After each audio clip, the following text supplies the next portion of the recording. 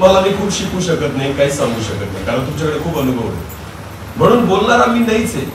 मी तेच सांगतोय तुम्हाला की देवाचा आत्मा आहे जो आपल्यामध्ये आहे आणि तो परमेश्वरच आज आपल्याशी बोलेल. हालेलुया. आणि म्हणून आपण विश्वास ठेवू की आज परमेश्वराची इच्छा आपल्या जीवनाबद्दलची ती परमेश्वर या ठिकाणी पूर्ण करेल.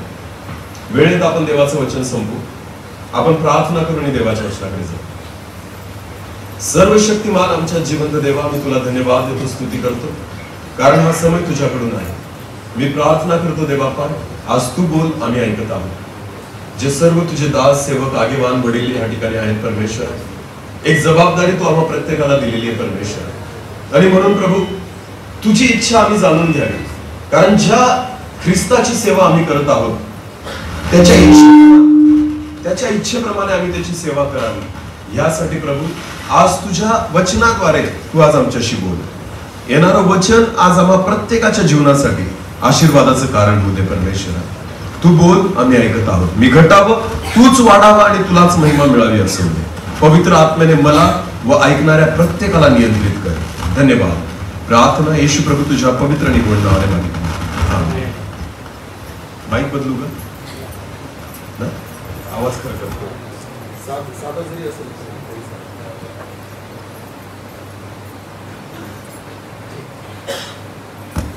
हालेलुया. हालेलुया. बोलो येशू मसीह. ठीक आहे, आपण देवाच्या वचनाकडे जाऊ. आपण एक वचन काढू. दुसरे तिमोथी याचा दुसरा अध्याय. दुसरे तिमोथी याचा दुसरा अध्याय. पौलाने तिमोथ्याला हे पत्र लिहिलेलं आहे. आणि आपल्याला माहिती आहे की पौलाने 3 पत्र लिहिली जी पाळकीय पत्र म्हणून ओळखली जातात. त्याच्यामध्ये पहिले तिमोथी, दुसरं तिमोथी आणि तिताला पत्र, हे 3 पत्र आहेत जे पौलाने सेवकांना लिहिलेली. आणि त्याच्यातलं हे एक पत्र आहे दुसरे तिमोथी, जे त्याने तिमोथ्याला लिहिले. आणि ह्या वचनामध्ये पौल जे म्हणतोय ना, आज आपण त्याच्याकडे लक्ष देणार आहोत. दुसरे तिमोथी याचा दुसरा अध्याय, वचन 20 आणि 21 आपण वाचणार आहोत. नीट कान देऊन ऐका. मोठ्या घरात, लक्ष द्या, मोठ्या घरात केवळ सोन्याची व रुपयाची पात्रे असतात असे नाही. केवळ सोन्याची व रुपयाची पात्रे असतात असे नाही, तर लाकडाची व मातीची असतात. तर लाकडाची आणि मातीची पण असतात. त्यापैकी कित्येकांचा उपयोग मान मान्यतेच्या कार्यासाठी होतो. त्या सर्व पात्रांपैकी काही पात्रांचा उपयोग, कित्येकाचा उपयोग हा आदराच्या आणि मान मान्यतेच्या कामासाठी होतो व काहींचा हलक्या कार्यासाठी होतो. आणि त्याच पात्रांपैकी काही पात्रांचा उपयोग हलक्या कामासाठी होतो. म्हणून जर कोणी त्यापासून दूर राहून स्वतःला त्यापासून दूर ठेवून शुद्ध करेल तर तो पवित्र केलेले स्वामीला उपयोगी पडणारे प्रत्येक चांगल्या कामास तयार केलेले असे मानाचे पात्र होईल. आमेन. आता हे जे वचन आपण 2 वाचले या ठिकाणी, या वचनामध्ये पौलाने एक उदाहरण दिलेलं आहे घराचं, की ज्या घरामध्ये अनेक प्रकारचे भांडे असतात, पात्र असतात. आणि त्याच्यामध्ये त्यांनी 4 वस्तूंचे नावं घेतलेले आहेत किंवा 4 प्रकारचे पात्र म्हटलेले आहेत. एक सोना, दुसरं चांदी, नंतर लाकूड आणि माती. समजतंय का?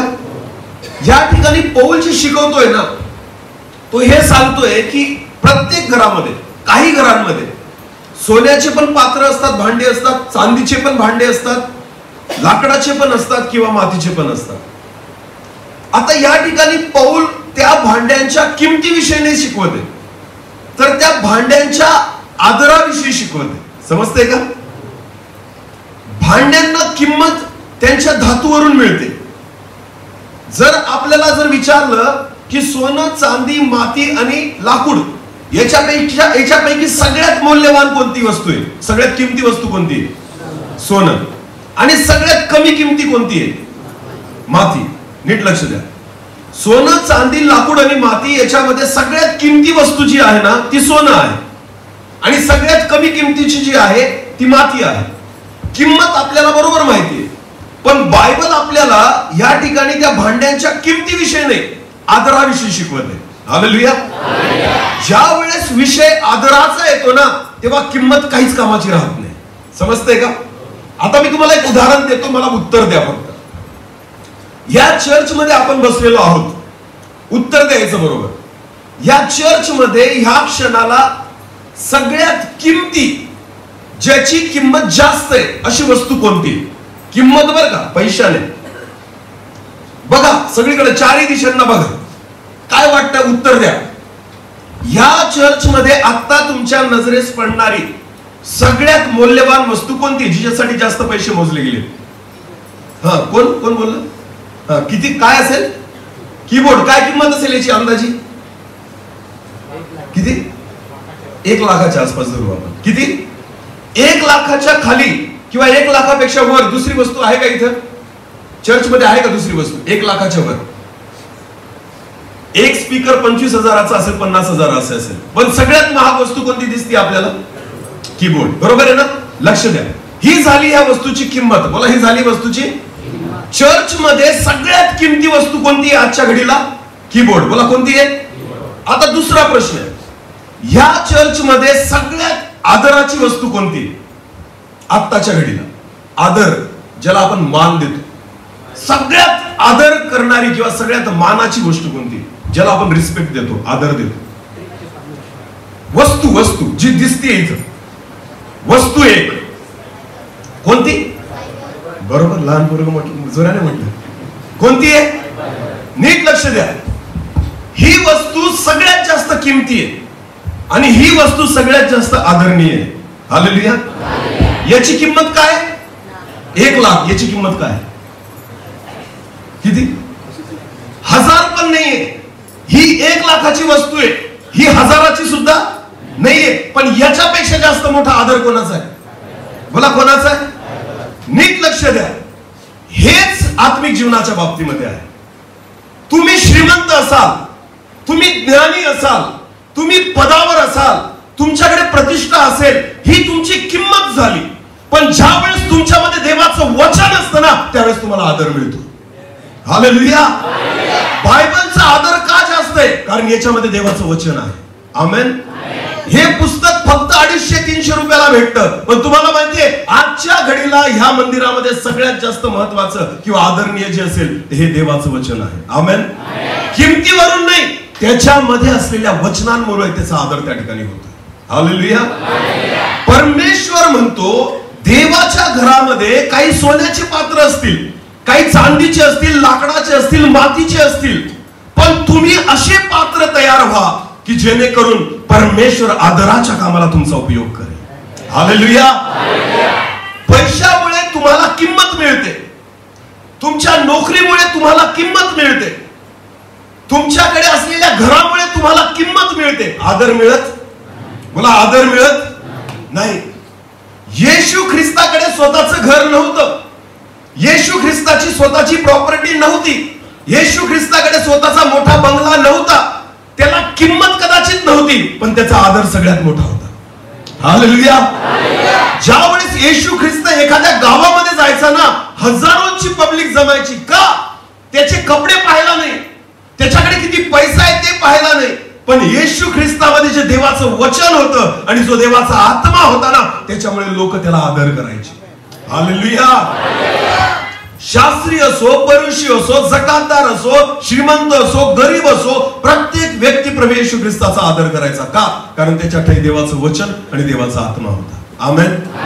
आज देवाची इच्छा हीच आहे की आपण सर्वजण सेवेमध्ये आहोत. कोणी पास्टर असेल, कोणी लीडर असेल, कोणी आगेवान असेल. देवाचं म्हणणं आहे, कदाचित तुमच्यापैकी कोणी सोनं असेल, तुमच्याकडे पद असेल, कदाचित कोणी चांदी असेल. सोनं चांदी, आता आपण एक असं धरू, सोनं म्हणजे पास्टर. बोला, सोनं म्हणजे काय? त्यानंतर दुसरं पद कोणतं आहे चर्च मध्ये? वडील. बोला, कोणतं? चांदी म्हणजे कोण? तिसरं पद कोणतं आहे? सेक्रेटरी. लाकूड. काय? लाकूड. आणि चौथं पद कोणतं आहे? खजिनदार. तो काय झाला? माती. लक्ष आलं का तुम्हाला? सोनं, चांदी, लाकूड आणि माती. आपण किंमत कशामुळे देतो माहिती तुम्हाला? पास्टर आहे हे पद झालं, पास्टर काय झालं, आणि खजिनदार हे सुद्धा काय झालं. आपण पदामुळे किंमत देतोय, पण पदामुळे आदर भेटू शकत नाही. हालेलुया. देवाच्या सेवकांनी किंमत नाही कमवायची, देवाच्या सेवकांनी आदर कमवायचा आहे. हालेलुया. लोकांनी, मंडळींनी, लोकांनी आणि इतर सर्वांनी देवाच्या दासांचा आदर करणं गरजेचं आहे. हालेलुया. नाही तर पद भेटलं ना तर किंमत आपोआप मिळते. समजते तुम्हाला मी काय सांगतोय? शिक्षक आहे ना, मी शाळेत जर शिकवतो तर सर्व विद्यार्थी मला सरच म्हणतात. मला काय म्हणतात? ही झाली किंमत, माझ्या पदाची काय झाली. पण जेव्हा मी वर्गातून बाहेर निघतो, जर शिव्या घालत असतील ना माझ्या तोंडात, माझ्या पाठीमाग, तर समजून घ्यायचा माझा आदर नाहीये. किंमत महत्वाची नाहीये, आदर महत्वाचा आहे. हालेलुया. आणि बायबल असं सांगतं की ज्या पात्राचा उपयोग देवाच्या कामासाठी होतो ना त्याचाच आदर केला जातो. परत वाचा ते वचन, 2 तिमोथी, परत वाचा. मोठ्या घरात केवळ सोन्याची व रुपयाची पात्र असतात असे नाही, तर लाकडाची व मातीची असतात. त्यापैकी कित्येकांचा उपयोग मान मान्यतेच्या कार्यासाठी होतो व काहींचा हलक्या कार्यासाठी होतो. म्हणून जर कोणी त्यापासून दूर राहून स्वतःला त्या इतरांपासून दूर करून, आता हिंदीमध्ये असं म्हटलेलं आहे, एक उर्दू ट्रान्सलेशन आहे त्याच्यामध्ये ह्या 21 वचनाबद्दल असं म्हटलेलं आहे, जो कोई इनसे अलग होकर अपने आप को पाक करे. हालेलुया. या सर्व गोष्टींमधून जो स्वतःला वेगळं करेल आणि शुद्ध करेल, पवित्र करेल, तो पवित्र केलेले स्वामीला उपयोगी पडणारे प्रत्येक चांगल्या कामासाठी तयार केलेले असे कोणते पात्र होईल? किमतीचे पात्र नाही, मानाचे पात्र होईल. हालेलुया. की ज्याचा आदर लोक करायला शिकतील असं पात्र परमेश्वर तुम्हाला बनवेल. आमेन. बायबल असं म्हणतं, जेव्हा शमूएल संदेशला एखाद्या गावामध्ये जायचा ना, शौलाला अभिषेक करण्यासाठी शमूएलाला पाठवलं होतं. कोणाला अभिषेक करण्यासाठी? शौलाला. त्यानंतर दाविदाला अभिषेक करण्यासाठी सुद्धा कोणाला पाठवलं होतं? शमूएलाला. बायबल असं सांगतं, ज्या वेळेस दाविदाला अभिषेक करण्यासाठी शमूएल त्याच्या गावामध्ये गेला ना, तर सगळे लोक त्याच्या समोर थरथर कापत आले. बोला, कसे आले? कसे आले? का बरं? तलवार घेऊन आला होता का हाती? नाही. तरी सुद्धा शमूएल संदेशला येतोय ना, असे जेव्हा लोकांना कळलं ना, तर त्या गावाचे लोक शमूएलाला जेव्हा सामोरे आले ना, तर ते थरथर कापत होते. का? एवढा आदर शमूएलाचा होता. हालेलुया. एक परमेश्वराचा दास एवढा सन्माननीय आहे की ज्या वेळेस लोक त्याच्या समोर येत आहेत ना, तर त्यांना भीती वाटते की हा देवाचा संदेश आहे, याच्या समोर मी कसा उभा राहू? हा परमेश्वराचा दास आहे, याच्या समोर मी कसा जाऊ? जेवढं भय देवाचं आहे ना, तेवढंच परमेश्वराचा दासाचं असणं गरजेचं आहे. समजतंय का? लोक देवाला नाही बघू शकत, लोक तुम्हाला बघतायत. मोशेचा थाक होता इस्रायल लोकांना. बोला, मोशेचा काय होता? इस्रायल लोकांनी देवाला नव्हतं पाहिलेलं, पण ते फक्त कोणाला पाहायचे? मोशेला. बोला, कोणाला पाहायचे?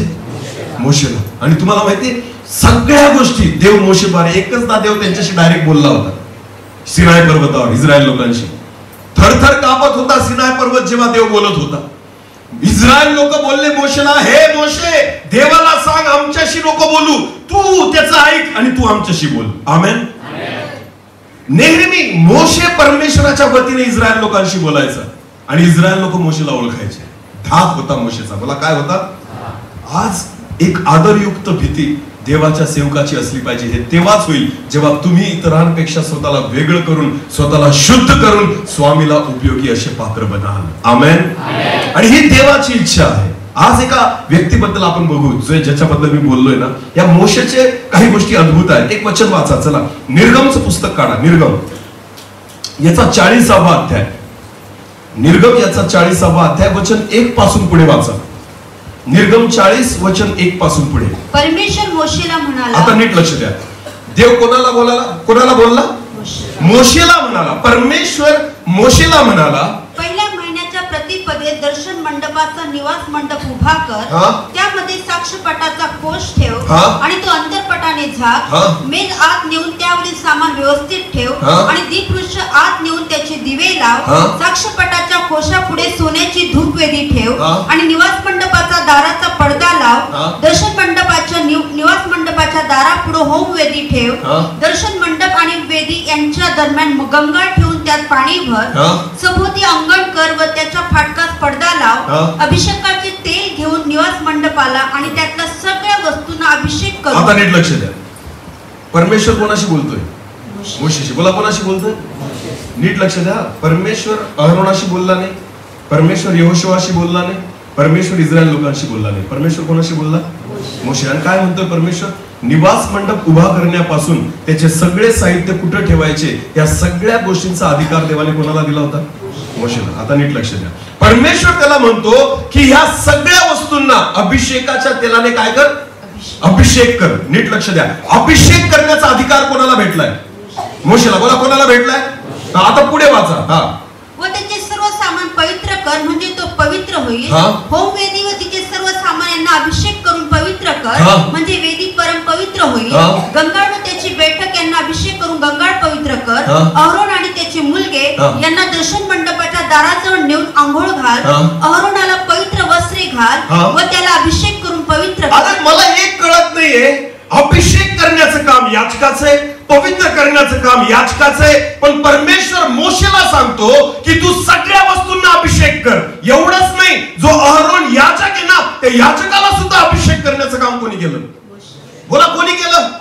मला सांगा मोशेकडे कोणतं पद होतं? अहरोन मुख्य याजक होता, मला माहितीये. इतर लेवी काम करणारे होते, आपल्याला माहिती त्यांचं पद काय आहे. मला एक सांगा, मोशेकडे कोणतं पद देवाने दिलेलं होतं? त्याच्याकडे कोणतंच पद नव्हतं, पण तरी सुद्धा याजकाला अभिषेक करण्याचा अधिकार परमेश्वराने मोशेला दिलेला होता. हालेलुया. मोशेला जर तुम्ही जाऊन विचारलं ना, मोशे नेमकं तुझं पद काय आहे, तर मोशे तुम्हाला पदच सांगू शकत नाही. मी रेव्हरेंट आहे का, बिशप आहे का, आर्च बिशप आहे, नाही माहितीये मोशेला. एवढंच त्याला माहितीये की मी देवाला उपयोगी असणारं एक आदराचं पात्र आहे. हालेलुया. ज्यांनी ज्या पात्राने अहरोनापेक्षा स्वतःला वेगळं केलेलं आहे, यहोशुआपेक्षा स्वतःला वेगळं केलेलं आहे, कालेबापेक्षा वेगळं केलेलं आहे, लेवी वंशापेक्षा स्वतःला वेगळं केलेलं आहे, एकटा इस्रायल लोकांच्या लाखो लोकांमध्ये मोशे जो होता त्याने स्वतःला पवित्र आणि शुद्ध करून देवासाठी वेगळं केलेलं होतं. हालेलुया. म्हणून सर्वोच्च पद जे आहे ना याजकाचं, ते याजकाच्या पदाला सुद्धा अभिषेक करण्याचा अधिकार देवाने कोणाला दिलेला होता? मोशेला. हालेलुया. ही आहे सेवा. आमेन. ज्या वेळेस तुम्ही स्वतःला वेगळं करतात सगळ्या गोष्टींमधून. आता मी तुम्हाला एक सांगू इच्छितो, मोशेचा सख्खा भाऊ आहे अहरोन. अहरोन कोण आहे? मोशेचा सख्खा भाऊ. लहान होता का मोठा होता? वयाने मोशेपेक्षा लहान आहे का मोठा आहे? मोठा आहे. बोला काय? मोठा. नीट लक्ष द्या. किती कठीण आहे की एक लहान भाऊ मोठ्या भावाला अभिषेक करतोय. बोला काय करतोय? एक लहान भाऊ मोठ्या भावाला अधिकाराने आज्ञा करतोय, तरी अहरोन ऐकायचा. कोणाचं? लहान भावाचं. बोला कोणाचं? कारण हा लहान जरी असला ना, याला निवडलं कोणी आहे? याला पाचारण कोणी केलेलं आहे? याला वेगळं कोणी केलेलं आहे? याला आदर कोणी दिलेला आहे? हा. एका ठिकाणी मिरियाम आणि अहरोन यांनी मोशेला दोष लावला, बायबल असं म्हणतं. आणि त्यावेळेस परमेश्वराने मोशेची बाजू लढवली. आमेन. आणि त्याची बहीण जी होती ना मिरियाम, तिला कोड आलं अंगाला. काय आलं? कोड. माहितीये ना बायबल मध्ये? ती पूर्ण कोडी झाली. आता मिरियाम जी आहे ना, मिरियाम ही सुद्धा मोशेपेक्षा काय मोठी. कारण जेव्हा मोशेला पेटाऱ्यात टाकून नदीत सोडलं होतं तेव्हा कोण पाहत होती? मिरियाम. ती मोठी आहे. पण तुम्हाला माहितीये, जेव्हा ती मोशेच्या विरोधामध्ये बोलली, जेव्हा अहरोन मोशेच्या विरोधामध्ये बोलला, देवाला सहन झालं. पण जेव्हा मोशे अहरोनाला दोष लावतोय, मोशे मिरियामेला दोष लावतोय, परमेश्वर मान्य करायचा का? कारण अधिकार देवाकडून आहे. हालेलुया. तुमची किंमत तुमच्या वयामुळे असू शकते, पण आदर वयामुळे होत नाही. समजतंय का मी काय सांगतोय? येशू ख्रिस्त अवघ्या 30 वर्षाचा होता जेव्हा त्याने सेवा सुरू केली. पण तो शास्त्री आणि परुषी लोकांसमोर जाऊन देवाचं वचन गाजवायचा, ज्यांना 50-50 वर्ष होऊन गेले होते सेवा करून, ज्यांना पूर्णपणे नियमशास्त्र, ज्यांनी पूर्णपणे खाऊन गेलेले होते, त्यांना सगळं नियमशास्त्र माहिती होतं. पण 30 वर्षाचा तरुण जाऊन त्यांना शिकवायचा आणि त्यांचे कान उघडायचा, त्यांचे डोळे उघडायचा. त्यांना म्हणून वाईट वाटायचं की हा तरुण मुलगा आम्हाला कसं काय शिकवतो. नाही, किंमत नाही, आदर परमेश्वर देतो. हालेलुया. तुमच्या वयामुळे लोक तुमची किंमत करतील, पण आदर जर पाहिजे असेल ना, स्वतःला वेगळं करा आणि शुद्ध करा, तर परमेश्वराकडून तुम्हाला आदर मिळेल. आमेन. अनुभवामुळे आदर भेटत नाही, पवित्रतेमुळे आदर भेटतो, शुद्धतेमुळे आदर भेटतो. हालेलुया. एक देवाच्या दासाने स्वतःला इतरांपेक्षा वेगळं करणं गरजेचं आहे. आमेन. नीट लक्ष द्या. ते वेगळेपण आपल्यामध्ये दिसू द्या. एलिया कधीच त्याचा वेळ व्यर्थ गोष्टींमध्ये घालवत नव्हता. एलिशा कधीच त्याचा वेळ व्यर्थ गोष्टींमध्ये घालवत नव्हता. शमूएल कधीच त्याचा वेळ व्यर्थ गोष्टींमध्ये घालवत नव्हता.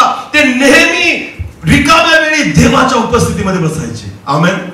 आणि म्हणून जेव्हा लोकांसमोर जाऊन उभे राहायचे ना, लोक घाबरायचे त्यांना. समजतं मी काय सांगतोय? लोक घाबरायचे. लोकांसोबत गप्पा मारणं सोडा, देवासोबत गप्पा मारणं सुरू करा. आमेन. ज्यावेळेस आपण माणसांसोबत वेळ घालवतो ना, तुम्ही माणसांसारखे व्हाल. पण जेव्हा तुम्ही देवासोबत वेळ घालवाल, तुम्ही देवासमान व्हाल. हालेलुया. परमेश्वराची इच्छा आहे स्वतःला वेगळं करा. इनसे अलग होकर खुद को शुद्ध करे. आमेन.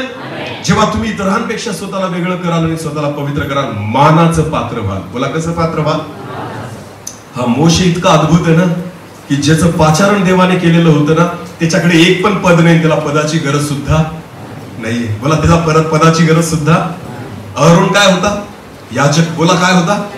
याजक. तरी लाल समुद्र दुभागू शकला नाही, स्वर्गातून मान्ना पाडू शकला, खडकातून पाणी काढू शकला.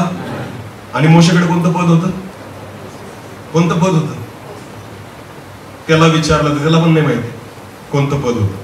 पदच नव्हतं. हालेलुया. पण तुम्हाला माहिती, ते म्हणतात ना, बिन पगारी आणि फुल अधिकारी मोशे होता. कोण होता? एक पण पद नाही त्याच्याकडं. नेमकं कोणत्या अधिकाराने? येशू ख्रिस्ताला सुद्धा प्रश्न करायचे शास्त्री आणि पुरुषी, कोणत्या अधिकाराने तू ह्या गोष्टी बोलतोय? कारण मी पुरुष आहे ना, माझ्याकडे अधिकार आहे. मी शास्त्री आहे, माझ्याकडे अधिकार आहे. याचकांना वाटायचं मी याचक आहे, माझ्याकडे अधिकार आहे. तू कोणत्या अधिकाराने ह्या गोष्टी करतो? येशू म्हणतो, वरून दिलाय मला. कुठून दिलाय?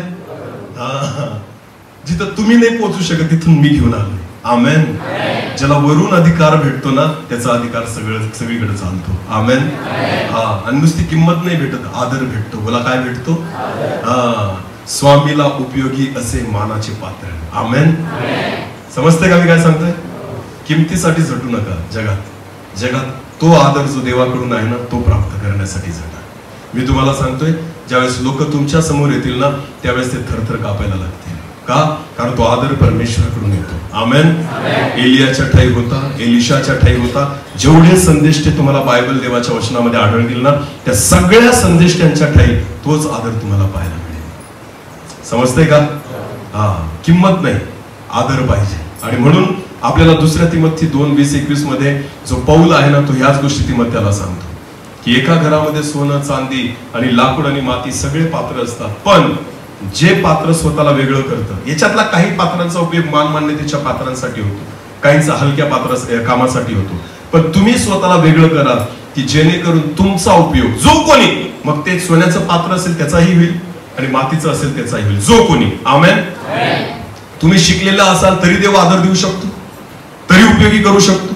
तुम्ही अशिक्षित असाल तरी उपयोगी होईल आणि शिक्षित असाल तरी परमेश्वर उपयोगी करेल. आमेन. फरक नाही पडत. देवाला सोनच पाहिजे आणि मातीच पाहिजे असं नाहीये. देवाला सोन्याचं पात्र पण चालेल, फक्त शुद्ध पाहिजे, मग तो त्याच्या कामासाठी उपयोगी करेल. आमेन.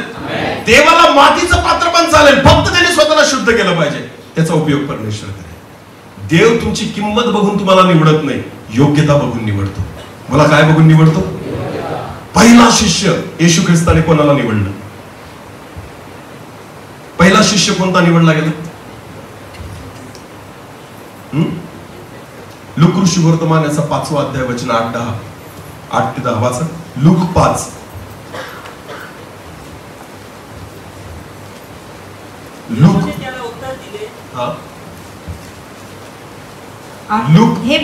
लूक 5 8 ते 10. हे पाहून शिमोन पेत्र येशूच्या पाया पडून म्हणाला. वर हेडिंग काय? पहिल्या शिष्याला पाचारण. बघा, लूक ऋषिवर्तमान 5वा अध्याय, वर हेडिंग लिहिलेली, पहिल्या शिष्याला पाचारण. आमेन. पहिला शिष्य. आता वाचा.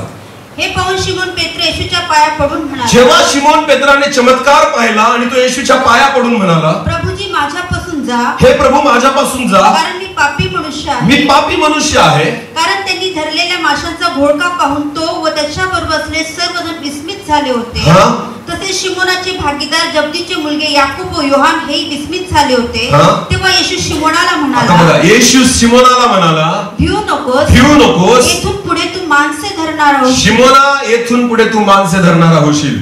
पुढे मग मच्छी किनाऱ्याला लावल्यावर सर्व सोडून देऊन ते त्याचे अनुयायी झाले. पहिला शिष्य जो येशू ख्रिस्ताने निवडला ना, तो मानाचा नव्हता, किमतीवाला नव्हता. समजतंय का? शिक्षित नव्हता, त्याच्याकडे कोणतं पद नव्हतं, प्रतिष्ठा नव्हती, पैसा नव्हता, ज्ञान नव्हतं, काहीच नव्हतं. एक अज्ञानी व्यक्ती जो मासे पकडणार आहे त्याला प्रभू येशू ख्रिस्ताने म्हटलं, तू काय धरणार होशील? माणसे धरणार. बोला, काय धरणार होशील? किमतीने प्रभू निवडत नाही, योग्यतेने निवडतो. हालेलुया. शिमोन पेत्राने स्वतःला म्हटलं, मी पापी आहे प्रभू, माझ्यापासून दूर हो. तू पापी आहे, तुला कळलं ना, बस तुला येशू ख्रिस्ताची गरज आहे. आमेन. त्याला कळलं ना मी पापी आहे. लक्षात घ्या, येशूची गरज त्या व्यक्तीला आहे ज्याला वाटतं की मी पापी आहे. ज्याला वाटतच नाही ना मी पापी, त्याला येशूची गरज नाहीये. ज्याला वाटतं मी कमजोर आहे, त्याला येशू ख्रिस्ताची गरज आहे. ज्याला वाटतं मी अशक्त आहे, त्याला येशू ख्रिस्ताची गरज आहे. ज्याला वाटतं मी काहीच करू शकत नाही, त्याला येशू ख्रिस्ताची गरज आहे. ज्याला वाटतं मी या जगामध्ये टाकलेला आहे, त्यालाच येशू ख्रिस्ताची गरज आहे. येशू ख्रिस्त ज्यावेळेस तो बोलतो ना पेत्र की मी पापी आहे, येशू म्हटला, बस तूच पाहिजे मला, कारण तुला हेच कळणं गरजेचं आहे. आमेन. मग तुला माझी गरज पडेल. हालेलुया. निवडला पहिला शिष्य जो शिकलेला नव्हता, जो अशिक्षित होता, ज्याने बायबल ट्रेनिंग केलेलं नव्हतं, त्या व्यक्तीला प्रभू येशू ख्रिस्ताने पहिल्यांदा निवडलं. तुम्हाला माहितीये अजून एक शिष्य आहे येशू ख्रिस्ताचा, जो बायबल ट्रेनिंग झालेला होता, ज्याने पदवी घेतलेली होती, बीटीएच MDU केलेला होता, PhD होल्डर होता. कोण होता? कोण सांगेल बरं? PhD केलेला शिष्य येशूचा आहे. बायबल ट्रेनिंगची डिग्री घेतलेला कोण आहे? कोण सांगेल? मी वचनातून दाखवेल. आहे तो. हा, कोण? निकोदेमस. बोला, कोण? निकोदेमस. योहान सुवर्तमान 3रा अध्याय, रात्रीच्या वेळेस येशू ख्रिस्ताला भेटायला आला. हालेलुया. हा कोण आहे बरं? निकोदेमस कोण होता? कोण होता? फरुशी. बोला, कोण होता? फरुशी. शास्त्राध्यापक, ज्याने ऑलरेडी डिग्री घेऊन बसलेला आहे.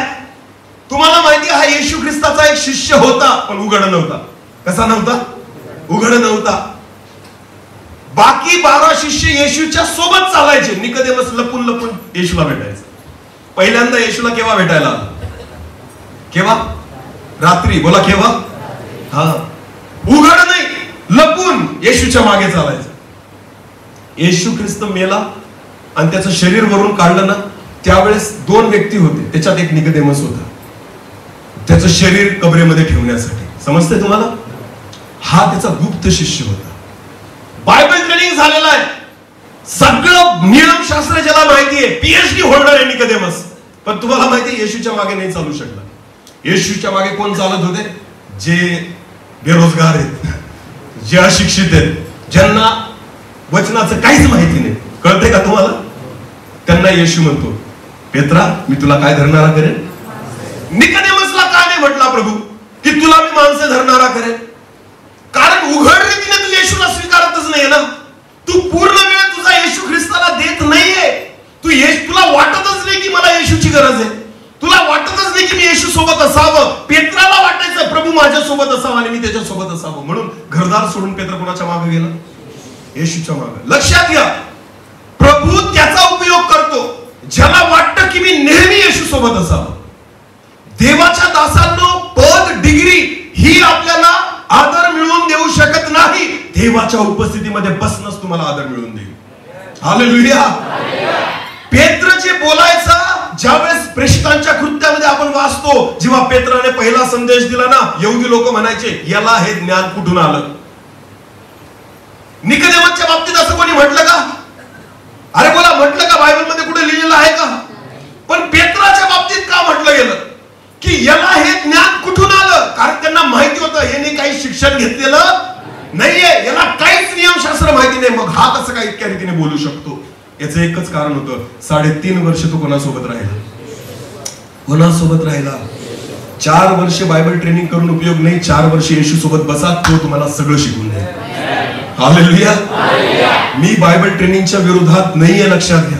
माझी इच्छा आहे लोकांनी करावं आणि वचनाचं ज्ञान मिळवावं. पण ज्ञानाने फक्त तुम्ही फुगाल, पण परमेश्वराच्या उपस्थितीमध्ये बसाल, त्यावेळेस तुम्ही त्याच्या समान व्हाल. हालेलुया. येशू ख्रिस्ताने 12 शिष्यांना सांगितलं की जोपर्यंत मी दिलेली देणगी तुम्हाला मिळत नाही, तोपर्यंत यरूशलेम सोडून बाहेर जायचं नाही. आठवतं का तुम्हाला? येशू ख्रिस्त जाता जाता सांगून गेला की जोपर्यंत मी दिलेली देणगी तुम्हाला भेटत नाही तोपर्यंत यरूशलेम सोडून बाहेर जाऊ नका. काय भेटणार होतं त्यांना? काय भेटणार होतं? अजून भेटलेला नाही. म्हणून येशू म्हणतो सेवेला सुरुवात करायची नाही. ट्रेनिंग तर झालं. बायबल ट्रेनिंग किती वर्षाचं? शिष्यांचं पहिलं बायबल ट्रेनिंग झालं किती वर्षाचं? 3.5 वर्षाचं. कोणासोबत? कोणासोबत? कोणीच केलं नसेल इथं बसलेल्यांपैकी असं बायबल ट्रेनिंग त्या 12 जणांनी केलं होतं. कारण जो बायबल लिहिणार आहे ना तोच त्यांना शिकवत होता. कोण? येशू, पवित्र आत्मा. आमेन. तेवढंच नाही, प्रॅक्टिकली पण बघत होता. बायबल ट्रेनिंग नुसतं केलं नाही, बघितलं सुद्धा त्यांनी. भूत कसे काढायचे शिकवलं प्रभूने. लंगडे कसे चालतात डोळ्यांनी बघितलं. मेलेले कसे जिवंत होतात डोळ्यांनी पाहिलं. सगळे आजार बरे होताना, वचन प्रचार करताना, 5,000 लोकांना 5 भाकरी खाऊ घालताना सगळ्या गोष्टी डोळ्यांनी लाईव्ह पाहणारे लोक होते. आमेन. तरी येशू म्हणतो 3.5 वर्षानंतर जाताना यरूशलेम सोडून बाहेर जायचं नाही तर मार खाल लोकांचं. का? कारण अजून तुम्हाला काय भेटलेला नाही. वचन शिकले तुम्ही, बायबलचं ज्ञान आला तुम्हाला, पण आता तुम्हाला कसली गरज आहे? पेंटिकॉस्टच्या दिवशी जेव्हा पवित्र आत्मा 12 जणांवर उतरला, 11 जणांवर उतरला, बायबल असं म्हणतं त्या आत्म्याने भरले आणि पहिला संदेश त्यावेळेस कोणी दिला? पेत्राने. बोला, कोणी दिला? ती पेत्राच्या सेवेची सुरुवात होती. हालेलुया. बायबल ट्रेनिंग झाल्यावर नाही, पवित्र आत्मा भेटल्यावर. आमेन. आज आपण फक्त वचनाने स्वतःला भरतोय, आत्म्याने भरा आणि मग प्रभूची सेवा करा. हालेलुया. देवाची सेवा करण्यासाठी ज्ञानाची गरज नाही, आत्म्याची गरज आहे. आमेन. ज्या वेळेस तुम्ही आत्म्याने भरतात ना तो या सगळ्या गोष्टींची उकल तुम्हाला करायला लागतो. हालेलुया. पौल म्हणतो ज्याला देवाचा आत्मा शिकवतो ना त्याला कोणीच शिकवण्याची गरज नाही. आमेन.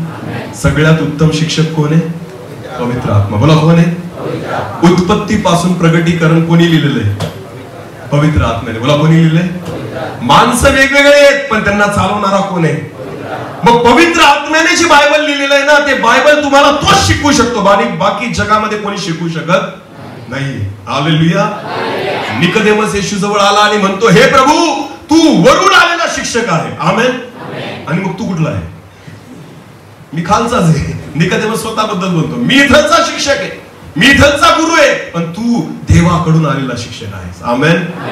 म्हणून तर शास्त्री आणि पुरुष जेव्हा येशूचे शब्द ऐकायचे ना ते म्हणायचे, याला हा अधिकार कुठून? हा एवढ्या अधिकारवाणीने का बोलतो? एक रिस्पेक्ट कमवला होता, एक आदर कमवला होता प्रभूने. आमेन. म्हणून तर जकातदार पापी व्यक्ती सुद्धा येशूला शोधत फिरायचे. हालेलुया. की एकदा दिसला ना जग बदलून गेला प्रभू येशू ख्रिस्ताला पाहून. आमेन.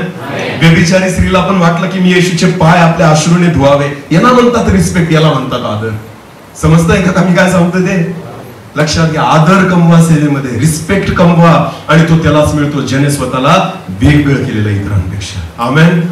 देवाच्या उपस्थितीमध्ये वेळ घालवा, तुम्ही देवा समान व्हाल आणि मग तुमचा आदर परमेश्वर करेल. म्हणून बायबल म्हणतं जो स्वतःला वेगळं करतो तो आदराचं पात्र होईल. आमेन. तो कसलं पात्र होईल? आदराचं पात्र होईल. आता हे तुम्ही आणि मी ठरवायचं. आपण सर्वजण जबाबदार घटक आहोत. मी तुम्हाला सांगतो. आता वाईट वाटून नका घेऊ. नंतर भले मला मारा, बोला, काही करा, पण वाईट वाटून घेऊ नका. मी एक उदाहरण दिली, एक सत्य घटना आहे. पॉल वॉशर किती जणांना माहिती आहे? कोणाला माहिती आहे का पॉल वॉशर देवाचे दास? एक हात वर झाला, अजून 2. अमेरिकेचे सेवक आहेत, त्यांचं नाव आहे पॉल, अजून पण आहे आणि अद्भुत सेवा आहे त्यांची. त्यांचे संदेश आहेत पण सगळे इंग्लिशमध्ये, कदाचित काही ट्रान्सलेटेड असतील मला नाही माहिती, पण इंग्लिशमध्येच आहेत. पॉल वॉशर एक अद्भुत सेवक आहेत अमेरिकेतले. एकदा त्यांना अशीच पास्टर मीटिंग होती, त्याच्यामध्ये बोलवलं होतं. मी ऐकलं स्वतः युट्यूबवर. त्या मीटिंगचं मी तो व्हिडिओ पाहिला. ज्यावेळेस ते पास्टर मीटिंग मध्ये होते तर तिथं प्रश्न उत्तर चालले होते. काय चालले होते?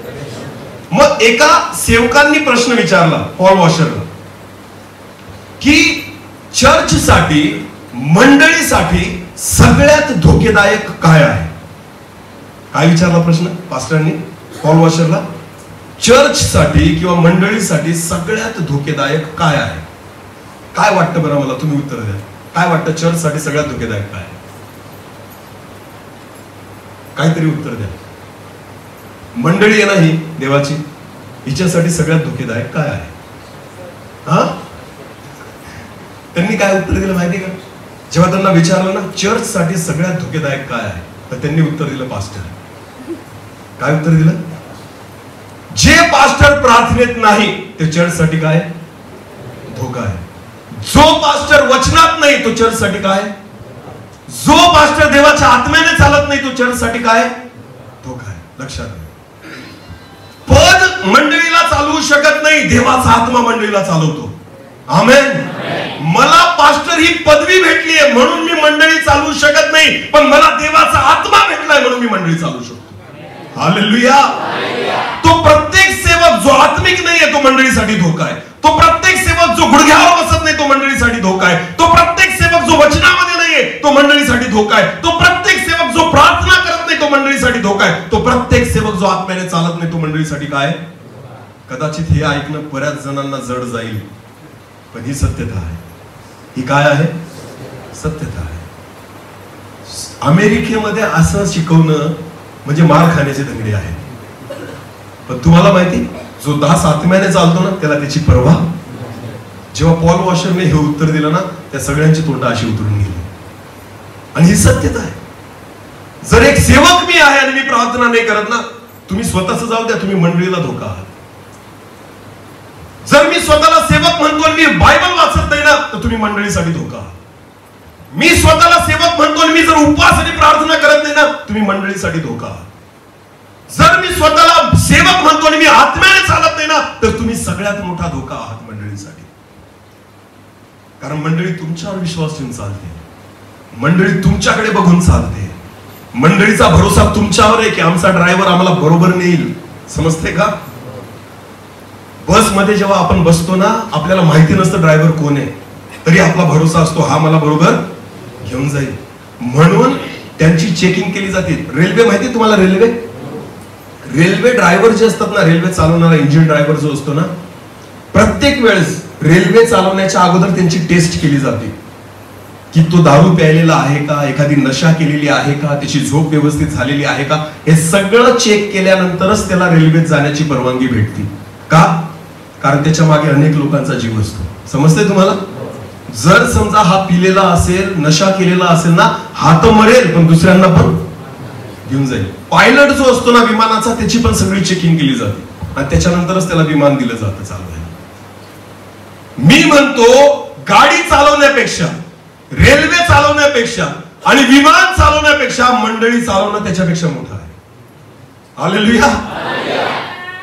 कारण विमानामध्ये थोडेच लोक आहेत, कदाचित वाचेल एखादा, त्या रेल्वे मधले कदाचित ऍक्सिडेंट मध्ये वाचतील, पण लक्षात घ्या जर मंडळी चालवणारा चुकीचा असला ना सगळी मंडळी नाशाकडे जाईल. कळतंय का? एवढं जबाबदार काम आपलं आहे. आमेन. वाईट वाटून घेऊ नका, पण ही सत्यता आहे. शेवटचे दिवस आहेत. आमेन. आपल्याला ख्रिस्ताच्या मंडळीला तयार करायचंय. मला काय करायचंय? आणि हे तुम्हीच करू शकता. आमेन. मी देवाच्या दासांना हात जोडून विनंती करतो आणि एक सांगतो, मी खरंच सांगतो तुमची सेवा आमच्या सारख्या लोकांच्या सेवेपेक्षा कैक पटीने श्रेष्ठ आहे. कैक पटीने. आम्ही प्रचार करत फिरतोय देवाच्या वचनाचा, माझ्यासारखा व्यक्ती देवाचं वचन प्रचार करत फिरतोय, पण मी तुम्हाला सांगतो एका मंडळीला सांभाळणं हे त्याच्यापेक्षा कठीण काम आहे आणि ती मोठी जबाबदारी आहे. जर तुम्ही तुमचं काम प्रामाणिक केलं ना माझ्यापेक्षा मोठं प्रतिफळ तुम्हाला तिथे भेटेल. हालेलुया. हा विश्वास ठेव, कारण खूप मोठी जबाबदारी परमेश्वराने तुम्हाला आणि मला दिलेली. मोशे एकाच ठिकाणी चुकला. देवाने त्याला सांगितलं होतं इस्रायल लोकांना पाणी पाहिजे, देवाने त्याला सांगितलं ह्या खडकाला आज्ञा दे. काय दे? की याच्यातून काय निघावं. बघा नीट लक्ष द्या. परमेश्वराची इच्छा होती की मोशेने देवाची पवित्रता प्रगट करावी, देवाचं सामर्थ्य प्रगट करावं. तू फक्त खडकाला आज्ञा कर आणि त्याच्यातून पाणी निघेल. पण मोशे वैतागला होता. का ह्या लोकांची कुरकुर संपत नाहीये. मोशे वैतागला होता मंडळीला. आणि शेवटी मोशे त्यांच्या समोर गेला आणि काय म्हणतो, आता तुमच्यासाठी मी खडकातून पाणी काढायचं का? काय म्हणतो तो? तुमच्यासाठी मी? तुला कोणी सांगितलं खडकातून पाणी काढायला? कोण काढणार आहे? कोण काढणार आहे? तुला देवाने काय सांगितलं? फक्त खडकाला काय कर. नीट लक्ष द्या. मोशे काय म्हणतो की आता तुमच्यासाठी मी खडकातून पाणी काढायचं का? आणि मग मोशेने काय केलं, त्याच्या हातात काय होती, काठी होती. त्यांनी एकदा नाही वापरली, कितीदा वापरली, 2 वेळेस त्या खडकावर वापरली. देवाने त्याला काठीचा उपयोग करायला लावलेला, काठी आपटायला लावलेली. फक्त काय सांगितलं होतं खडकाला, काय तर त्याने जेव्हा स्वतःच्या इच्छेप्रमाणे केलं ना, तुम्हाला माहितीये परमेश्वराचा कोप मोशेवर भडकला. कोणावर भडकला? आणि त्याला काय शिक्षा मिळाली माहितीये मोशेला त्या गोष्टीची, की तुला कनान देशात जाता येणार. काय बोलला मोशेला परमेश्वर, तुला कनान देशात जाता येणार. सोपी गोष्ट का, विचार करा ना. एवढीशी चूक, पाणी निघालं, लोक प्यायले, पण फक्त देवाची इच्छा होती. तुझी इच्छा का पूर्ण केली, माझी इच्छा का नाही पूर्ण केली. तरी सुद्धा देवाने त्याचे कनान देशाचे द्वार काय केले, बंद केले. का माहिती का, कारण देवाची अपेक्षा मोशेकडून जास्त होती. आमेन. आज तुम्ही जर एका मंडळीला घेऊन चालतायत ना, तुम्ही ती मोशेची सेवा घेऊन चाललेली आहात. हालेलुया. एक छोटीशी चूक सुद्धा अनेकांना अडखळण्याचा विषय होऊ शकते. म्हणून देव तुमच्याकडून आणि माझ्याकडून मोठ्या जबाबदारीची अपेक्षा करतोय. आमेन. म्हणून मी तुम्हाला सांगतोय प्रियांनो, मी वचनाचा प्रचारक आहे, माझ्यापेक्षा तुमची सेवा श्रेष्ठ आहे. हालेलुया. आणि म्हणून देवाची इच्छा आहे की त्या सेवेला आपण प्रामाणिकपणे पुढे घेऊन जावं. आमेन. स्वतःला एक असं पात्र तयार करा, शमूएलाप्रमाणे, त्या ठिकाणी एलियाप्रमाणे, एलिशाप्रमाणे, जे संदेश घेऊन गेले त्यांच्याप्रमाणे, पेत्राप्रमाणे, पौलाप्रमाणे, की लोक आपला आदर करायला शिकतील. आमेन. आणि लोक आदर आपण किती ज्ञानी आहोत त्याच्याने नाही करत, आपलं जीवन कसं आहे त्याच्याने आदर होतो. हालेलुया. मी तुम्हाला खूप शिकवत असेल आणि मीच प्रार्थना करत नसेल ना, लोक माझा रिस्पेक्ट करणार. समजते का मी काय सांगतोय ते? हा, शिंदे सर खूप शिकवतात प्रार्थनेविषयी. जेव्हा फोन करा तेव्हा कुठेतरी मार्केटमध्ये जायचं. असं जर तुम्हाला जाणवलं ना, तर तुम्ही म्हणाल हा माणूस नुसता शिकवतो, स्वतः काही करत नाही. कळलं का?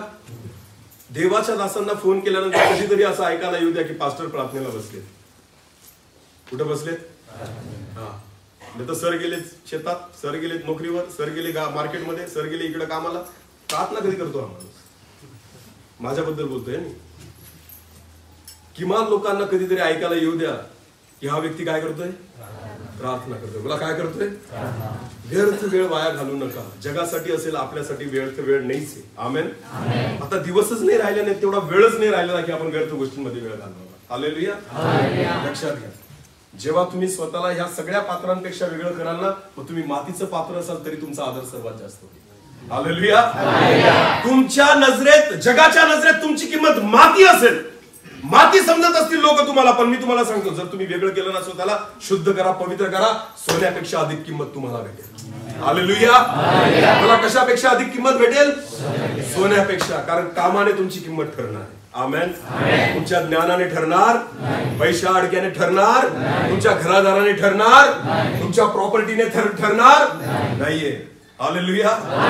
आज प्रभूच्या सेवेसाठी माझा उपयोग होत आहे ना, लोक मला हे नाही विचारत सरांकडे किती मोठं घर आहे, मग त्यांना आपण मीटिंगला बोलू. नाही, दान बघतात लोक, लोक वचन बघतात, लोक प्रकाशन बघतात, लोक सेवा बघतात, लोक ऐकतात, अनुभव करतात आणि मग त्या ठिकाणी तारखा देतात. समजतंय मी काय सांगतोय?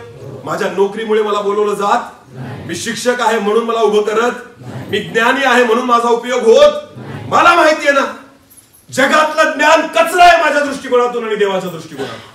पण ज्या वेळेस मी गुडघ्यावर असतो ना, तेव्हा जेव्हा देव ज्ञान देतो ना, ते ज्ञान या ठिकाणी उपयोगी पडतं. हालेलुया. मी जे कॉलेजमध्ये शिक्षण घेतलेलं ना, त्या ज्ञानाचा ह्या स्टेजवर काहीच उपयोग नाहीये. कळतं का मी काय सांगतोय? माझा विषय इंग्रजी आहे, त्या इंग्रजी विषयाचा इथं काहीच उपयोग नाहीये. मी किती पुस्तकं वाचले याचा इथं काहीच उपयोग नाहीये. पण जेवढं ज्ञान मला गुडघ्यावर भेटतं ना, ते ज्ञान या ठिकाणी कामात येते. हालेलुया. आणि तेव्हाच तुमचा आदर त्या ठिकाणी केला जातो, आणि त्याच वेळेस परमेश्वर त्याच्या गौरवासाठी आपला उपयोग करतो, अन्यथा करत नाही. आमेन. हा, स्वामीला उपयोगी पडणार असं पात्र स्वतःला तयार करा. हालेलुया. देवाची अपेक्षा हीच आहे. आमेन. आणि म्हणून मोशे काहीच पद नव्हतं, सेवा सर्वांपेक्षा श्रेष्ठ होती. याचकापेक्षा श्रेष्ठ सेवा मोशेकडे परमेश्वराची होती. आज पण मोशेला विचारलं ना आपण स्वर्गात गेल्यावर की काय होता रे तू, तुझं पद काय होतं? कदाचित आपल्याला विचारलं तर आपण सांगू मी रेव्हरंट होतो, मी पास्टर होतो ना, मी बिशप होतो, मी आर्च बिशप होतो. कदाचित लोकांकडे सांगायला आहे मी सेक्रेटरी होतो, मी वडील होतो, मी आगेवान होतो, मी खजिनदार होतो. आपल्याकडे तरी पद आहे, मोशेकडे कोणतं पद होतं? त्याला तुम्ही जाऊन विचारा बरं स्वर्गात गेल्यावर की बाबा तू नेमका होता काय? बिशप होता का रेव्हरंड होता? तो म्हणे मी काहीच नव्हतो, आपला अधिकार वरून होता. आमेन. तुमचं पद तुम्हाला इथे जगात नाही कळणार, जेव्हा तिथं जाल ना तेव्हा परमेश्वर तुम्हाला ते पद देईल. हालेलुया. समजतंय का? पद कोण देईल? देव देईल. बोला कोण देईल? आपल्याला ते नकोय. आपल्याला कोणतं पद पाहिजे? कोणतं पद पाहिजे? जगातलं. हे द्या, तिथलं कोणी पाहिलं? कारण ह्या पदाने किंमत मिळते. बोला काय मिळते? पण लक्षात घ्या, याच्याने फक्त किंमत मिळेल, त्याच्याने आदर मिळेल. हालेलुया. त्याच्याने काय मिळेल? त्या पदासाठी झटा. आमेन. आपली अपॉइंटमेंट जगापासून नाही, संस्थेपासून नाही, आपली अपॉइंटमेंट स्वर्गापासून असली पाहिजे. कळतंय का? एखाद्या देवाच्या दासांना जर विचारलं तुम्ही कोणाची सेवा करतात? मी इंडियन नॅशनलचा सेवक आहे. हे आपले उत्तर नको. आपण कोणाचे सेवक आहोत? देवाचे. बोला कोणाचे सेवक आहोत? वाटे पाडू नका. आमेन. सगळ्यात सर्वश्रेष्ठ सेवा फक्त येशू ख्रिस्ताची आहे. आमेन. कोणत्याच संस्थेची सेवा करू नका, फक्त ख्रिस्ताची सेवा करा. आमेन. संस्था फक्त व्यवस्था आहे. बोला काय? ज्याची जगामध्ये गरज आहे. मी म्हणत नाही संस्था सोडून द्या, बिलकुल नाही. त्यांच्याशी प्रामाणिक राहा, विश्वासू राहा, संस्थेचे नियम पाळा, पण सेवा संस्थेची करू नका. सेवा कोणाची करायची? ख्रिस्ताची. बोला कोणाची करायची? मी ख्रिस्ताशी बांधील आहे. आमेन. मी त्याची सेवा करतोय, मला त्याला खुश करायचंय, संस्थेला नाही. हे आपण लक्षात ठेवणं गरजेचं आहे. हालेलुया. नीट लक्ष द्या. हीच तुमची आणि माझी सेवा. स्वतःला वेगळं करा गरजेचं. आमेन. आणि स्वतःला शुद्ध करा, पवित्र करा, तयार करा. तुम्ही स्वामीला उपयोगी पडणारे मानाचे पात्र व्हा. आमेन. आणि हीच देवाची इच्छा आणि अपेक्षा तुमच्या आणि माझ्या जीवनामध्ये. आमेन. एक शेवटचं वचन वाचू आणि आपण बंद करू. आमोस संदेशाचं पुस्तक काढा. आमोस याचा 7वा अध्याय. आमोस याचा 7वा अध्याय आणि वचन 10 पासून पुढे वाचा. आमोस याचा 7वा अध्याय आणि वचन 10 पासून पुढे. बेथेल येथील याजक. आता नीट लक्ष द्या. आमोस 10 ना? आमोस 7:10 पासून पुढे. मग बेथेल येथील याजक अमस्या याने इस्रायलाचा राजा एराबाम याला निरोप पाठवला की इस्रायल घराण्याच्या भर वस्तीत आमोसाने फितुरी केली आहे. बरं, हा संदेश कोणी पाठवला? याचकाने. कोणी? बेथेल येथील याचकाने. नीट लक्ष द्या. आमोस नावाच्या संदेशाला एक निरोप पाठवला, एका याचकाने पाठवला. मला कोणी पाठवला? याजक, ज्याच्याकडे पद आहे, त्याने आमोस नावाच्या संदेशाला निरोप पाठवला. वाचा पुढे. आमोसाने फितुरी केली आहे. तो काय म्हणतो याजक की आमोस जो संदेश आहे ना, त्याने फितुरी केलेली आहे. पुढे वाचा. सर्व वचने देशाला सहन होत नाही. हा आमोस संदेश अशी वचनं देतो ना जी देशाला सहन होत नाही. आणि याजक म्हणतो आम्ही कशी वचने देतो? जी लोकांना, अरे बोला, लोकांना सहन होतात. आणि आमोस कशी वचने देतो? जी सहन होत. नीट लक्ष द्या. आमोसची काय कंप्लेंट करतोय राजाकडं याजक? की हा आमोस असे शिक्षण देतो जे लोकांना सहन होत नाही. म्हणजे याचा अर्थ हे याजक कसे शिक्षण देत असतील? जे लोकांना चॉकलेट खाऊ घालू नका, गोळ्या खाऊ घालण्याचे दिवस. लक्षात घ्या. कळतंय का? हे जे लोक आहेत ना, पास्टर साहेब, हे सर्व बसलेले मंडळी ज्याला आपण म्हणतो, हे इथं टाळ्या वाजवतील, पण जर यांच्यापैकी कोणाचा नाश झाला ना, तिथं जाऊन तुमच्या नावाने खडे फोडतील. यांनी शिकवलं, यांनी जर सांगितलं असतं तर आम्ही नरकात आलो नसतो. मग तुम्ही स्वर्गात जाणारे सुद्धा ओढून तुम्हाला कुठे घेऊन जातील हे? मग त्यापेक्षा ना यांना इथं शिकवा, भले पटो किंवा यांना चॉकलेट खाऊ घालायचे, यांना कडू गोळ्या खाऊ घाला, की जेणेकरून यांचे आजार बरे, यांचे पाप दूर होतील. लक्षात घ्या. आमोस संदेशला जेव्हा शिकवायचा ना, लोकांना पटायचं नाही. आणि याजक राजाकडे कंप्लेंट करतोय त्याची की हा आमोस जो आहे ना, तो लोकांना त्रास देईल असे संदेश देतो. पुढे वाचा. कारण आमोस म्हणतो यरोबाम तलवारीने मरेल व इस्रायला याच्या देशातून खात्रीने पकडून नेतील. तो राजाला पण सोडत नाही आमोस. त्याच्या समोर जो आला त्याला कोणाचं वचन सांगेल? जी वाणी देवाकडून आहे ना, ती सगळं स्पष्टपणे सांगतोय तो. आणि म्हणून तो याजक त्याच्याविषयी कंप्लेंट करतोय की तो राजाविषयी म्हणतो की राजा पण मरेल तलवारीने. पुढे वाचा. मग आमोसाला म्हणाला, अरे द्रष्ट्या जा, अरे संदेशच्या जा, यहुदा देशात पळून जा, यहुदा देशात पळून जा, तेथे संदेश सांगून पोट भर. आणि तिथं जाऊन संदेश सांगून काय कर? पोटभर. अमस्या म्हणतो याजक कोणाला? संदेशाला, आमोसला, की जा आणि संदेश सांगून काय कर? पोटभर. आता बघा त्याचं उत्तर काय? आमोसाचं उत्तर आहे का? पण बेथीला त्या पुढे संदेश सांगू नको, कारण हे राजाचे पवित्र स्थान ही राजधानी आहे. तेव्हा आमोस अमस्याला म्हणाला, मी संदेष्टा नाही, मी संदेष्टा नाहीये किंवा संदेष्टाचा पुत्र नाही आणि संदेष्टाचा पुत्र पण नाहीये. लक्षात घ्या, आमोस काय म्हणतो ना, मला तर स्वप्न पण नव्हतं पडलं की मी संदेष्टा होईल. मी संदेष्टा नाहीये आणि संदेष्टाचा पुत्र पण नाहीये. मी पास्टर नाहीये. तो म्हणतो मला कोणतंच पद नाही माझ्याकडे. मी संदेष्टा नाही आणि संदेष्टाचा पुत्र पण नाही. पुढे वाचा. तर मी गुराखी. मी काय आहे? गुराखी. बोला काय? गुरा चारणारा मी गुराखी आहे. हा, उमराच्या झाडाची निगा राखणारा. एवढंच नाही, उमराचे झाड सांभाळत बसायचो मी. हे माझं काम होतं. पुढे. मी कळपा मागे असता परमेश्वराने मला निवडले. पण मी ते काम करत असताना देवाने मला माझं पद जगातलं नाही, माझं पद कोणाकडचं आहे? देवाचं आहे. हा, मी पोट भरायसाठी संदेश नाही सांगत आहे. आमेन. देवाची इच्छा पूर्ण करण्यासाठी संदेश सांगतोय. हालेलुया. सेवा हे पोट भरण्याचं साधन नाहीये. सेवा देवाची इच्छा करण्याचं साधन आहे, पूर्ण करण्याचं साधन आहे. आमेन. आमोस स्पष्टपणे म्हणतोय, मी संदेष्टा नाही, संदेष्टाचा पुत्र पण नाही. मी गुराखी होतो, मी कळपामागे फिरणारा होतो. पुढे वाचा.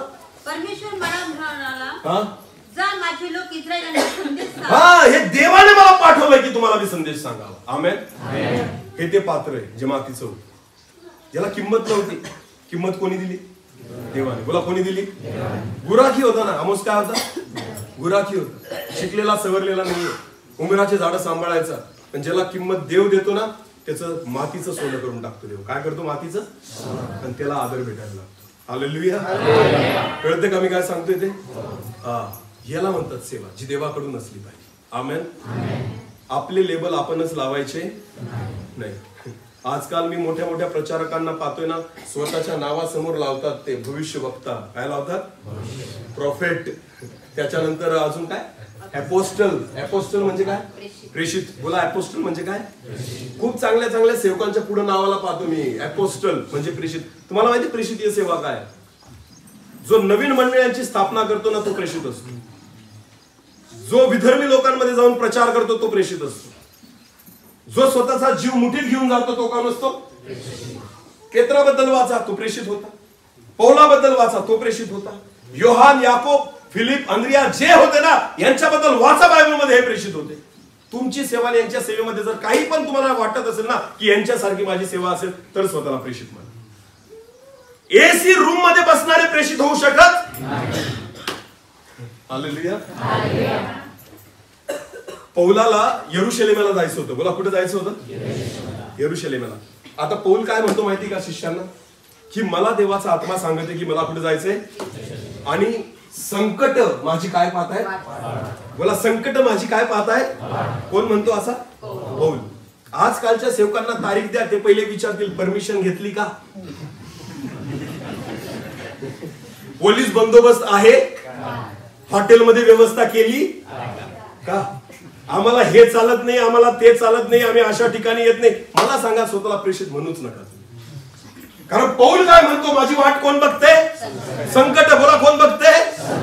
एखाद्या मोठ्या सेवकाला फोन करा, त्याला म्हणा पास्टर मीटिंग ठेवली या. ते म्हणतील किती लोक येतील? त्यांना म्हणा लोकांचं नाही माहिती, पण संकट तुमची. त्यांना फोनवर सांगा, संकट तुमची काय पाहताय? लिहून देतो मी, आला तर सांगा मला. संकट तुमची वाट पाहताय असं म्हणा. आणि येऊन गेला एखादा सेवक ना, तर त्याला प्रेषित म्हणायचं.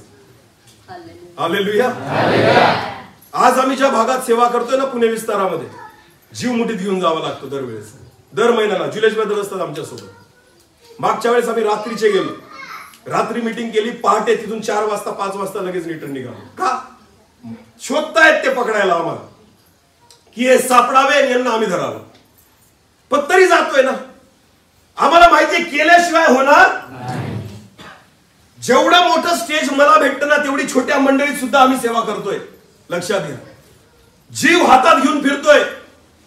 ज्या भागामध्ये आमची सेवा आहे ना प्रियांनो, आज त्या ठिकाणी लोकांना रात्रीची झोप नाही येते, गुडघ्यावर येऊन प्रार्थना करतायत. ज्या ज्या दिवसांना माझे दिवस रिकामे आहेत ना, ते रोज मी त्यांच्यासाठी झूम मीटिंग करतोय. का? कारण त्यांना वचनातून बोध करत राहावं, त्यांना स्थिर करावं. संकट वाट बघताय माहिती तरी जावं लागतं. याला म्हणतात सेवा. एसी रूम मध्ये बघून प्रार्थना करणं, भविष्यवाण्या करणं याला सेवा नाही म्हणत. स्वतःला प्रोफेट बनवायचं नाही. प्रोफेट तो आहे जो नवीन लोकांमध्ये काम करतो. पौलाप्रमाणे, पेत्राप्रमाणे, प्रेषितांप्रमाणे ते आहेत प्रेरित. हालेलुया. गावासमोर लेबल लावल्याने आपण सेवक होत, कामं केल्याने आपण सेवक होतो. आमेन. हालेलुया. समजते का सर्वांना? नीट लक्ष द्या. कदाचित मी ज्या गोष्टी बोलतोय काहींना पटत नसतील, मला नाही फरक पडत. जे आहे ते आहे. हालेलुया. मी देवाचा दास या नात्याने हात धुवून पूर्ण होणार आहे. तुमच्यावर आहे की आपण देवाची सेवा पुढे न्यायची का? कळतंय का? ज्यांना फक्त किंमत पाहिजे असेल ना, लोकांचं मन जपा. ज्यांना आदर पाहिजे असेल ना, देवाची इच्छा पूर्ण करा. हालेलुया. किंमत तर अशी पण भेटेल तुम्हाला. पण तुम्हाला माहिती का, ज्याला जास्त किंमत भेटते ना, त्याला कधी विकतील याचा भरोसा. अरे समजलं का तुम्हाला? ज्याला जास्त, आता मला अडचण आली तर मी काय विकेल? माती विकेल? लाकूड विकेल? काय विकेल? सोनं? बोला काय? ज्यांना नुसती किंमत पाहिजे ना, एका दिवशी लोक विकून खातील तुम्हाला. कारण तुम्हाला फक्त काय? किंमत. पण ज्याला आदर असतो ना, त्याला तुम्ही कितीही परिस्थिती बिकट झाली विकणार नाही. लेकरं तिथं शिक्षण घेतात, शाळेत जातात ना तुम्ही. हा, मागच्या वर्षाच्या वया काय करतात तुम्ही? सजून ठेवतात घरामध्ये. मग काय करतात? कशामध्ये विकतात? रद्दीत. बोला कशात विकतात? रद्दीमध्ये. कारण त्याला किंमत आहे. त्याला काय होतं? तुम्ही विकत घेतल्यावर त्याला त्या, हा, म्हणून तुम्ही त्याला काय करतात? परत विकून देतात. काय भेटावे? मला एक सांगा ना, बायबल कितीही जुनं झालं, तुम्ही रद्दीत विकाल का? बरं? याचा काय? याची किंमत नाहीये. किमतीपेक्षा काय? आदर आहे. हे कितीही फाटलं ना, जुनं झालं ना, तरी मला हिंमत नाही होणार कधीच की मी याला रद्दीमध्ये विकावं. हालेलुया. कारण याला बायबलला किंमत नाही, याला काय? आदर आहे. आमेन. बाकी सगळे पुस्तकं रद्दीत जातात, हे पुस्तक कधीच रद्दीत जात नाही. तसंच मी तुम्हाला सांगतोय, ज्या दिवशी तुम्हाला आदर मिळेल ना, तुम्हाला कोणीच रद्दीच्या भावात विकणार नाही. हालेलुया. देवाची इच्छा आहे तुम्ही आदर प्राप्त करावा. आमेन. देवाचा दास या नात्याने प्रत्येक जणाने आदर प्राप्त, तो एकचदा भेटेल तुम्हाला. केव्हा? जेव्हा तुम्ही स्वतःला वेगळं कराल, शुद्ध कराल, पवित्र कराल आणि देवाच्या उपस्थितीमध्ये बसाल. आमेन. आणि मग देव तुमचा उपयोग करेल, आदराचं पात्र व्हाल. हालेलुया. माझा वेळ इथं संपलेला आहे, जास्त पुढे मी जाणार नाही. अजून आपल्याला जेवायचं नाही, त्याच्यानेच पोट भरेल. ज्यांना राग आला असेल त्यांनी 2 घास जास्त खा माझ्या नावाने. भूक अजिबात जाऊ नका. हा, रागात का असेल आपण खाऊन टाका. ते पचावं अशी मी प्रार्थना करेन. पण मी विश्वास ठेवतो की ज्यावेळेस देव आपल्याशी, मी म्हणून बोलले, सुरुवातीलाच बोललो तुम्हाला, मला ऐकताना काय म्हणून ऐका. अरे बोला, आता गाढवाला कराल तरी काय? गाढव बोलला तर आहेच. मी तर बोललोच नाही की मी संदेष्ट आहे असं. मी म्हटलो मी गाढव आहे. आता गाढवाचं ऐकलं, आता गाढवाच्या काय नादी लागायचं ना. म्हणून जेवढं ऐकलंय तेवढं स्वीकार. आमेन. आणि जो स्वीकारेल त्याचा फायदा होईल. बलामाने गाढवाचं ऐकलं, फायदा झाला का नाही झाला? झाला. तुम्ही पण या गाढवाचं ऐकाल तर फायदा होईल. हा, ज्याला कान आहेत तो ऐकू. आपले डोळे बंद करू. यावेळेस आपण प्रार्थनेमध्ये जाऊ. धन्यवाद प्रभूजी. धन्यवाद माझ्या देवा. आज परत एकदा तुझ्या दासांशी, तुझ्या निवडलेल्या लोकांशी प्रभू तुझ्या जिवंत वचनाद्वारे तू बोललायस प्रभू. खरंच परमेश्वरा, केवळ ऐकणारे नाही पण वचनानुसार चालणारे कर. आम्ही स्वतःला वेगळं करावं प्रभू, किंमत मिळवण्यासाठी नाही पण तो आदर आम्ही प्राप्त करावा असं तुझ्यामध्ये आहे. आणि म्हणून एक आदराचं पात्र आम्ही व्हावं, तुझ्या सेवेसाठी एक उपयोगी पात्र आम्ही व्हावं. यासाठी माझ्या देवा तू आम्हाला सहायता आणि मदत कर. इथं तुझे दास आहेत, आगेवान आहेत, वडील आहेत प्रभू. एक मंडळीचे आधारस्तंभ इथं बसलेले आहेत देवा. आज आम्ही प्रत्येक जण तुझ्या हातामध्ये येतो प्रभू. आमचं व्यक्तिगत जीवन आम्ही तुझ्या हातामध्ये समर्पित करतो परमेश्वर. तुझ्यामध्ये वाढण्यासाठी, तुझ्या सोबत चालण्यासाठी. जसं मोशे तुझ्या सोबत चालला, एलिशा तुझ्या सोबत चालले, शमूएल तुझ्या सोबत चालला, आम्ही तुझ्या सोबत चालावं. पेत्र, याकोब, योहान, आंद्रिया, पौलुस जसे तुझ्या सोबत चालले आम्ही तुझ्यासोबत चालणार, यासाठी तू आम्हाला सहायता कर. तुझी इच्छा पूर्ण करण्यासाठी, तुझ्या इच्छेप्रमाणे तुझी सेवा पूर्ण करण्यासाठी तू आम्हाला सहायता कर. धन्यवाद. एक छोटस कोरस घेऊ आणि आपण प्रार्थना करू.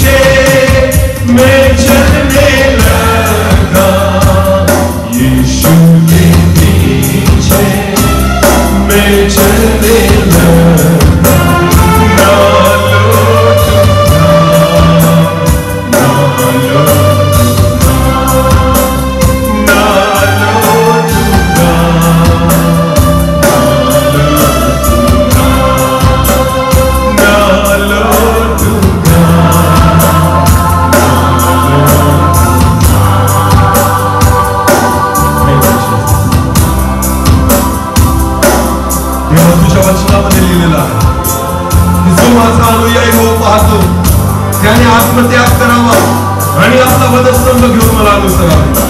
आम्ही तुझ्या मागे चालणारे भाव, तुझ्या पावलावर पाऊल ठेवून चालणारे भाव, तुझ्या उपस्थितीमध्ये वेळ घालवणारे भाव, यासाठी तू आम्हाला सहायता कर परमेश्वर.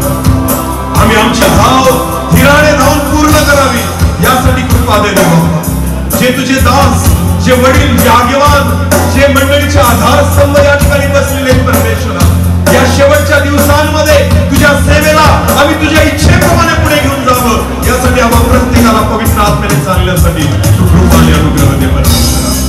धन्यवाद. तुझ्या वचनाद्वारे आज तो आमच्याशी बोललाय. केवळ ऐकणारे नाही पण त्या वचनावर विश्वास ठेवून चालणारे आम्हाला कर. सर्व आदर, मान, महिमा, गौरव, सन्मान तुझा एक तुलाच देऊन प्रार्थना येशू प्रभू तुझ्या पवित्र आणि गोड पराक्रमी नावाने मागितली म्हणून काय. आमेन.